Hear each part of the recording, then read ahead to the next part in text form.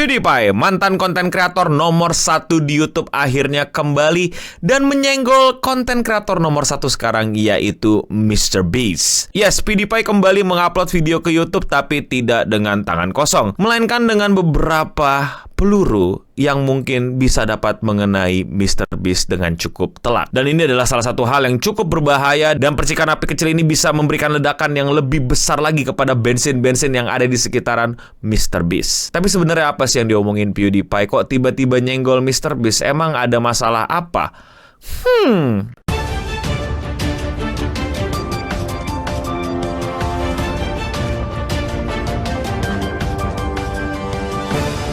Ya, masalahnya adalah hal sepele. Yes, ini adalah hal sepele yang sebenarnya bakal menjadi hal yang biasa saja kalau kalian melihat ini dari perspektif yang lebih nyantai dan kayak nggak mau memperbesar masalah sederhana ini. Tapi ada sebuah artikel yang judulnya itu benar-benar bikin gua kayak, wait, what? PewDiePie mocks MrBeast advice for new YouTubers. Mocks itu kan artinya ngeledek, ngejek, hina, dan emang itu yang terjadi. Tapi nggak sebegitunya. Ekspektasi para pembaca kayak, wah apaan nih? Wah drama baru nih? Wah kontroversi baru nih? Wah MrBeast makin kegoreng nih? Padahal sebenarnya enggak. Karena hal yang dimaksud adalah hal yang memang ada di video PewDiePie, tapi sebenarnya nggak segede itu, nggak seberbahaya itu, dan nggak sedrama itu. Gue sendiri udah nonton videonya PewDiePie yang itu, dan gue bahkan pas nonton nggak sampai kayak ngelihatnya, ini adalah something yang bahkan kayak kelewatan di kepala gue gitu, kayak oh iya gitu, kayak oke. Dan gue nggak nyangka itu adalah sesuatu yang kayak konfrontasi besar dan sampai harus ada beritanya gitu. Jadi ya maaf kalau gue sepertinya melakukan hal yang sama ke kalian.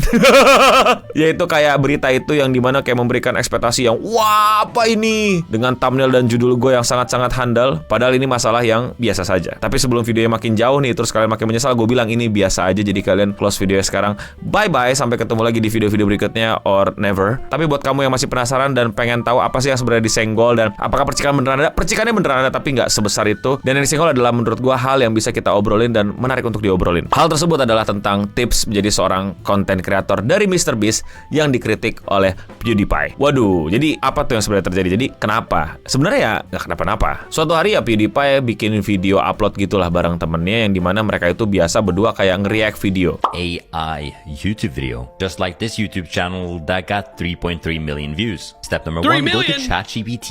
Yeah, but it's a short. Dan kali ini mereka berdua akan mereaksikan konten-konten di YouTube yang ngakunya sebagai tips lah untuk menjadi seorang konten kreator. Nggak hanya di YouTube, mungkin di sosial media lain juga ya. Dan keluarlah video MrBeast. Like, and you're thinking in the scale of 10 years. Like, if you literally are grinding and you're obsessed and you're just every day studying and learning, and you surround yourself with smart people and you just work like hell, to be honest, for 10 years, like, there's probably a good chance you'll make it. But if you do that over the course of 6 months or a year, I don't know. It's a kind of a big commitment. Nah, statement yang itu yang rame. Kenapa? Karena sepertinya PewDiePie nih ya, mantan nomor 1 di YouTube, nggak setuju sama argumennya MrBeast. Di sini gue akan coba bantu bahas tentang apakah yang diomongin MrBeast itu benar, atau yang lebih benar itu adalah yang diomongin PewDiePie. Dari perspektif gue sebagai orang yang ngurus konten kreator, yang udah ngelihat banyak konten kreator gede dan pengalaman-pengalaman mereka, serta sampai ngurusin social media company juga. Nah, kalau di sini kan ngomongin konten kreator konteksnya, dan kalian bisa dengar tadi MrBeast ngomong apa. MrBeast tuh ngomong masalah bagaimana lu memulai gitu, dan biar lu kayak tahu hasil dari lu membuat konten itu ya, lu mesti punya perjalanan panjang. Dan di situ MrBeast naruh kayak 10 tahun. Yang dimana tuh ya lu mesti selama 10 tahun itu ya grinding kan, ya lu leveling gitu, ya lu bikin konten, lu pelajarin, lu evaluasi konten lu salahnya di mana, lu evaluasi lagi kira-kira ini bagusnya bagaimana, apakah mesti collab sama ini, collab sama itu, ganti tema ini, ganti tema itu, ganti branding ini, ganti branding itu, bahkan sampai hal-hal kecilnya, intronya, outronya, ya ada bla bla bla dan lain-lainnya. Lu lakuin itu sama 10 tahun. Nah, menurut MrBeast dari 10 tahun itu kira-kira lu akan baru mendapatkan hasilnya. Tapi kalau misalnya lu cuman mikirin hasil 6 bulan, 1 tahun, ya kata MrBeast sih nggak ada. Atau ya kayak nggak berasa. Atau ya bener, nggak ada. Dan dari sini gue paham maksudnya, dan gue setuju banget bahwa dari dunia konten kreator ini adalah long game. Nggak ada konten kreator itu sukses dalam waktu cetak. Habis itu ya udah dia akan langsung jadi the next PewDiePie atau the next MrBeast. Faktanya ada. Ya, jadi gini, faktanya ada orang yang emang dalam satu malam cetek sukses, tapi secara data, secara contoh-contohnya yang emang udah gue punya, itu banyak dari mereka yang cuman 1 hari sukses, atau yang bener-bener baru upload 1 video atau beberapa video terus sukses. Itu biasanya mereka cuman diundang ke TV, setelah itu selesai.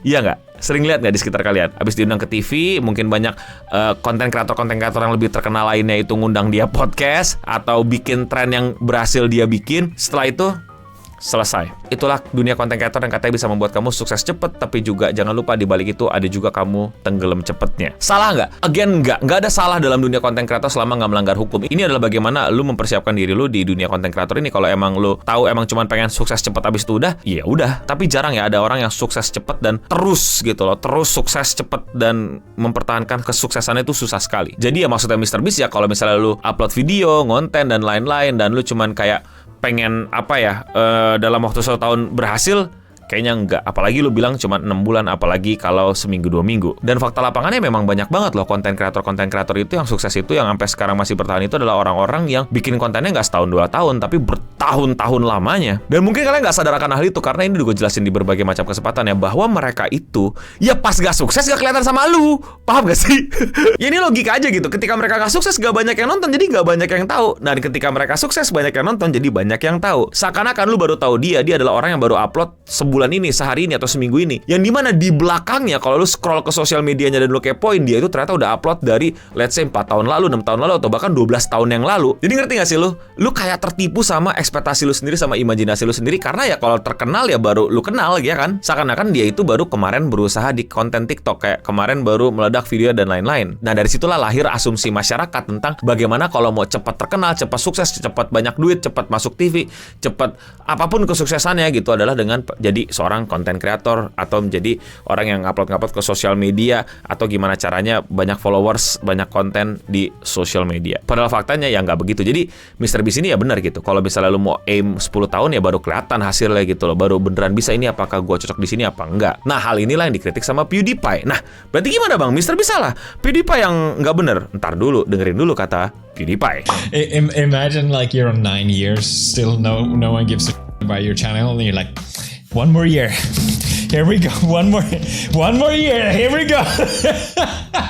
Nah, PewDiePie di situ kayak ngeledekin dan bikin bercandaan gitu, emang mocking sih, yang dimana kayak, oh kata MrBeast, gua 10 tahun baru kelihatan ya hasilnya gue menjadi seorang konten kreator gitu. Terus udah 9 tahun gitu kayak, anjir 1 tahun lagi, 1 tahun lagi, let's go, semangat, let's go, ayo like, lu masih bisa like, let's go like, 1 tahun lagi kata MrBeast like, let's go. Yes, ini adalah masalah komitmen yang terlalu besar kalau ini adalah buat bocil-bocil gitu loh, yang dimana bocil-bocil tuh kayak lu masih banyak potensi lain selain konten kreator, ngerti gak sih? 10 tahun itu bukan waktu yang pendek, 10 tahun itu ya panjang. Bayangin lu tadi 10 tahun, sekarang 20 tahun gitu. Lu inget gak 10 tahun yang lalu gitu ya, pas lu umur 10 tahun masih garuk-garuk tanah dan kencing di tembok, dan abis itu ingus masih lu makan dan ngompol sembarangan, tapi abis itu lu nggak cebok, ya itu 10 tahun yang lalu kan. Dan sekarang lu udah berubah, I hope ya udah berubah, nggak masih kayak gitu. Tapi bayangin selama perjalanan lu dari situ ke yang sekarang, lu mesti konsisten nge-YouTube. Atau lu bayangin dari umur 20 tahun ke 30 tahun lu mesti konsisten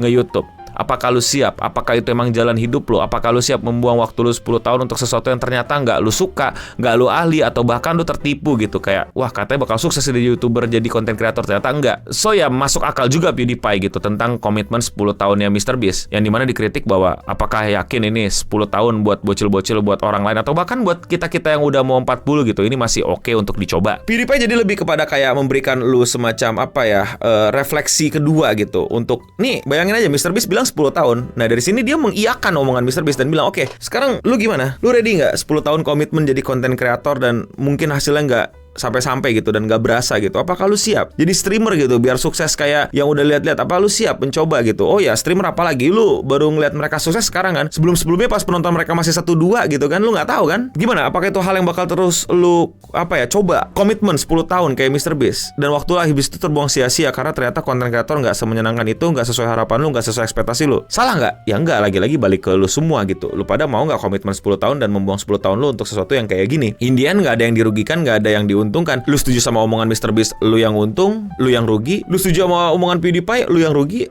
lu yang untung. Balik ke diri lu sekarang sebagai seorang yang katanya mau jadi content creator. Apakah ini benar jalan hidup lu? Dan sekali lagi, gue sebagai orang yang sering ngajarin orang jadi content creator atau bahkan konsul ke gue tuh content creator, gue bilang nggak semua orang harus jadi content creator ya. Lu bisa jadi dokter, jadi polisi, jadi pilot, jadi pegawai, jadi apapun yang lu mau gitu. Kerjaan di dunia ini bukan content creator doang, Pak. Ya tenang aja. Emang ini pekerjaan masih seksi. Gue nggak tahu kenapa sampai sekarang sebanyak orang masih mau jadi content creator. Tapi men, di banyak sektor itu banyak membutuhkan pekerjaan gitu. Yes, gue tahu masalah masuk kerja susah dan lain-lain, dapat loker susah.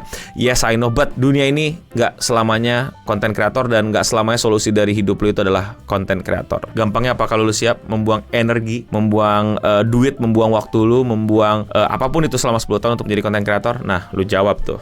Itu maksudnya PewDiePie. Jadi ya bukan drama besar, bukan drama meledak, bukan gesekan. Gue rasa mereka berdua juga temenan. Seperti kita tahu mereka udah bikin video bareng. Bahkan si MrBeast sampai rela ke Jepang untuk ngundang PewDiePie main sama dia. And sebagai orang yang udah ngikutin PewDiePie ini emang salah satu hal yang emang apa ya, menjadi mungkin kelemahan, mungkin enggak, tapi ya personality dia yang demen untuk apa ya, ngeledekin tapi sebenarnya enggak terlalu harm, tapi mungkin orang lain ngelihatnya sebagai sesuatu yang harm. Apalagi ketika kita lihat di situ MrBeast jarang serius, jarang ngomongin tentang konten kreator, rahasia di bidangnya. Meanwhile PewDiePie yang udah sukses juga sebelum dia malah mocking dan ngeledekin. Jadi ya bisa dikategorikan sebagai kontroversi yang enggak terlalu besar, atau mungkin sedikit perbedaan pendapat yang mungkin banyak orang melihat itu sebagai drama, padahal mungkin juga biasa aja. Tapi kalau menurut kalian bagaimana? Apakah lu siap 10 tahun untuk mendedikasikan hidup lu menjadi seorang konten kreator? Komen di bawah. Kalau kalian mau dapetin video-video kayak gini terus tentang seputar internet dan bagaimana konten kreator di luar sana, dapatkan secara gratis dengan sesimpel klik tombol subscribe di bawah. Dan ya, sekian seputar internet untuk episode kali ini. Gue Nobening pamit undur diri, dan untuk kita semua, stay clean and sound.